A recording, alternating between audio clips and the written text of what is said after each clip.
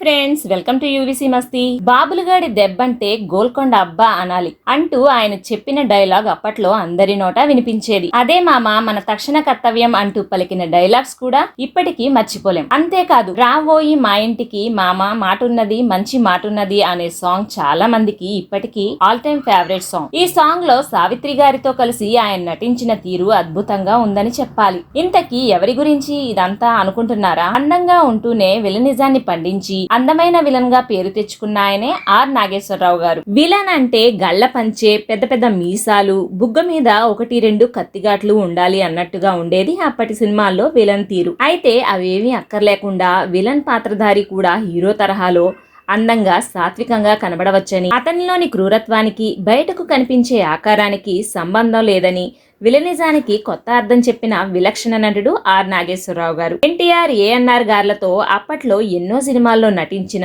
Are Nageswara Rao గారు తెర మీద విలన్ లా అయినప్పటికీ నిజ జీవితంలో ఎంతో మంచి మనిషి. కానీ విధి అతనిని కేవలం 34 ఏళ్లకే బలి తీసుకుంది. కానీ ఒకవేళ ఆయన బ్రతికి ఉంటే ఎస్వీఆర్ లా మరో గొప్ప నటుడు అయ్యుండేవాడు. అసలు ఆయన అంత తక్కువ వయసులోనే ఎలా చనిపోయారు? ఆయన కుటుంబ నేపథ్యం, సినీ రంగంలోకి ఎలా వచ్చారు, ఇప్పుడు ఆయన పిల్లలు ఏం చేస్తున్నారు అనే విషయాల గురించి వివరంగా చెప్పుకుందాం. స్కిప్ చేయకుండా వీడియో చివరి వరకు చూడండి. ఆర్ నాగేశ్వరరావు గారి పూర్తి పేరు రాజనాల నాగేశ్వరరావు.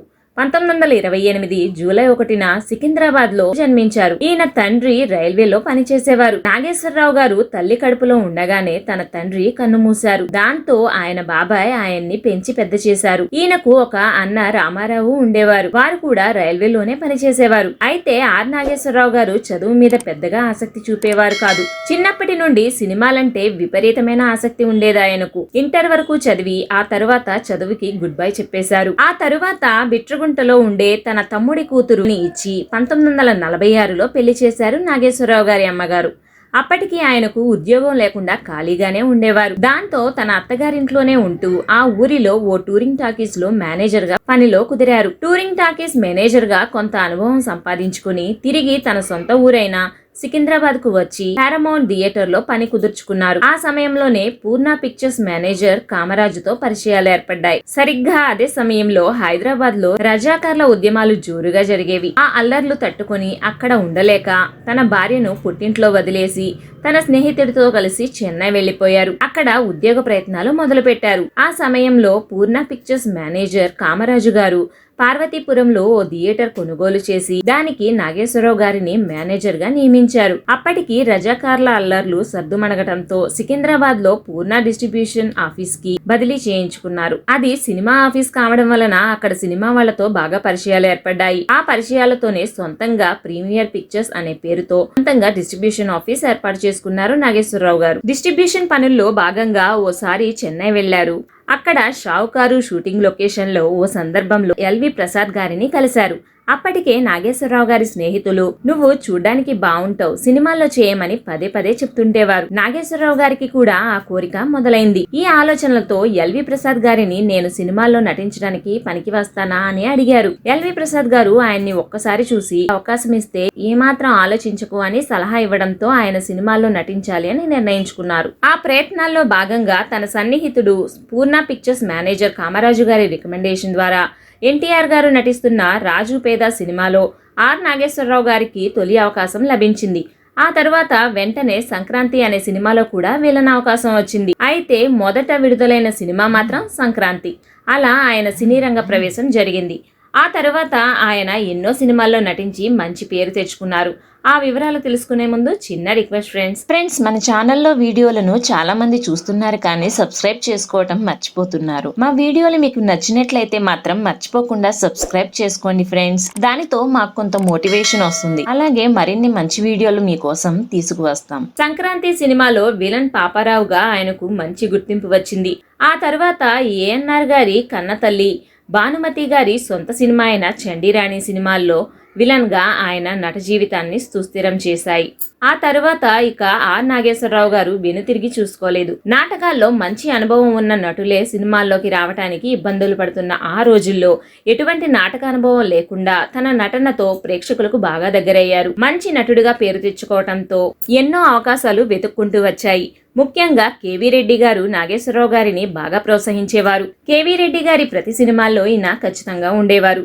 దొంగరాముడు, పెళ్లినాటి ప్రమాణాలు, మాయాబజార్, ముందడుగు, ఇలవేల్పు, జయం మనదే, దొంగల్లో దొర, చంద్రహారం, విప్రనారాయణ, ఇల్లరికం, భక్త శబరి, శభాష్ రాముడు వంటి దాదాపు 50 సినిమాల్లో నటించారు. ముఖ్యంగా దొంగరాముడులో అబ్బులు క్యారెక్టర్ ఆయనకు బాగా పేరు తెచ్చిపెట్టింది. ఈ సినిమాలో ఈ బాబులుగాడి దెబ్బంటే గోల్కొండ అబ్బా అనాలి అనే ఆయన ఊతపదం అప్పటి ప్రేక్షకులను బాగా ఆకట్టుకుంది. అదే సినిమాలో సావిత్రి గారితో ఆయన నటించిన ఎవర్ గ్రీన్ సాంగ్ రావోయి మా ఇంటికి మామ మాటున్నది మంచి మాటున్నది అనే పాట ఇప్పటికీ మనం వింటూనే ఉంటాం. ఇదే పాటను పవన్ కళ్యాణ్ గారు జానీ సినిమాలో రీమేక్ కూడా చేశారు. సినిమాల్లో క్రూరత్వం నిండిన పాత్రల్లో నటించిన ఆర్ నాగేశ్వరరావు గారు నిజ జీవితంలో మాత్రం చాలా మంచి మనిషి. అందరితో చాలా స్నేహంగా ఉండేవారు. ముఖ్యంగా ఎస్వీఆర్ గారితో చాలా సన్నిహితంగా ఉండేవారు. ఎస్వి రంగారావు గారు కొత్త ఇల్లు గృహప్రవేశం రోజున కూడా నాగేశ్వరరావు గారు ఆయనకు చేదోడు వాదోడుగా ఉన్నారు. అంతటి స్నేహ స్వభావం గల నాగేశ్వరరావు గారు అతి చిన్న వయసులోనే ఎలా చనిపోయారో ఇప్పుడు తెలుసుకుందాం. అది తెలుసుకునే ముందు మా వీడియో నచ్చినట్లయితే మర్చిపోకుండా ఓ లైక్ ఇవ్వండి ఫ్రెండ్స్. అది మాకెంతో ప్రోత్సాహాన్ని ఇస్తుంది. ఇచ్చారా? Thank you friends. R Nageswara Rao గారు చాలా హుందాగా ఉండేవారు. బయటకు ఎక్కడికి వెళ్ళినా నీట్ గా డ్రెస్ చేసుకుని వెళ్లేవారు. సూట్ లో ఆయన నిజంగా నిజాం నవాబులాగే ఉండేవారని ఆయన కూతురు సుహాసిని ఓ ఇంటర్వ్యూలో చెప్పుకొచ్చారు. ఆయన దగ్గర 300కు పైగా సూట్లు ఉండేవి. షూస్ అయితే లెక్కలేనన్ని ఉండేవట. ఆ రోజుల్లో ఆయన స్టైల్ ను చాలా మంది ఫాలో అయ్యేవారు కూడా. సరదా మనిషి అయిన నాగేశ్వరరావు గారు అప్పుడప్పుడు స్నేహితులతో కలిసి వేటకు వెళ్తుండేవారు. ఎస్వీఆర్ గారితో కలిసి కూడా ఎక్కువగా వేటకు వెళ్లేవారు. ఒకసారి ఆర్ నాగేశ్వరరావు గారు ఒక ఫ్రెండ్తో కలిసి పూనా రోడ్లో ప్రయాణిస్తున్నారు. అర్ధరాత్రి సమయం కావడంతో రోడ్డుకు అడ్డంగా పులి పడుకొని ఉంది. నాగేశ్వరరావు గారు మాత్రం ఏమాత్రం భయపడకుండా లైట్స్ ఆపేసి పులి మీదకి కార్ని పోనిచ్చారు. అది తేరుకొని అటాక్ చేసేలోపే రివర్స్ చేసి మళ్లీ దాని మీదకు కారెక్కించడంతో అది అక్కడికక్కడే చనిపోయింది. 1950లో స్నేహితులతో కలిసి ఏదో ఊరు వెళ్లి హైదరాబాద్ కి తిరిగి వస్తున్నారు ఆర్ నాగేశ్వరరావు గారు. కామారెడ్డి దగ్గరికి వచ్చేసరికి రోడ్ మీద అడ్డంగా ఒక పెద్ద పులి పడుకొని ఉంది. మునుపటిలాగే ఈసారి కూడా దాని మీద కారెక్కించాలని ప్లాన్ చేశారు. అప్పుడు స్పీడ్ గా కార్ని పోనిస్తున్న సమయంలో కార్ డోర్ తెరుచుకోవడంతో ఆర్ నాగేశ్వరరావు గారు అదుపు తప్పి కిందకి పడిపోయారు. తలకు బలమైన గాయాలవడంతో హాస్పిటల్లో కొంతకాలం ఉండి గండం నుండి బయటపడ్డారు. ఆ తర్వాత కొంతకాలానికి వేట మానేశారు. కానీ సినిమాల్లో బిజీగా ఉన్న సమయంలోనే ఆయన క్షయవ్యాధి బారిన పడ్డారు. దాని నుండి కోలుకోలేకపోయారు. 34 ఏళ్లకే ఆ వ్యాధి 1959 ఆగస్టు 5న ఆయన్ని పొట్టన పెట్టుకుంది. సినిమాల్లో పెద్దగా సంపాదించుకోలేదు నాగేశ్వరరావు గారు. చనిపోయే నాటికి ఆయనకు 3 కొడుకులు 2 కూతుర్లు ఉన్నారు. సినీ ప్రముఖులందరూ కలిసి ఆయన అంత్యక్రియలు జరిపించి ₹1,00,000 సహాయం అందజేశారు. ఆయన పెద్ద కుమారుడు మోహన్ రావు కూడా యుగంధర్ వంటి కొన్ని సినిమాల్లో నటించారు. ఆయన 3 కొడుకులు కూడా ఇప్పుడు బ్రతికిలేరు. 2 కూతుర్లలో పెద్ద కూతురు సుహాసిని ఇప్పుడు సింగపూర్ లో ఉంటున్నారు. చిన్న కూతురు చాందిని చెన్నైలో సెటిల్ అయ్యారు. ఇది ఫ్రెండ్స్, అందమైన విలన్ గా విలక్షణ నటుడిగా పేరు పొందిన ఆర్ నాగేశ్వరరావు గారి గురించిన పూర్తి వివరాలు. ఫ్రెండ్స్, ఈ వీడియో మీద మీ అభిప్రాయాన్ని కామెంట్స్ లో తెలియజేయండి. Thanks for watching. జై హింద్.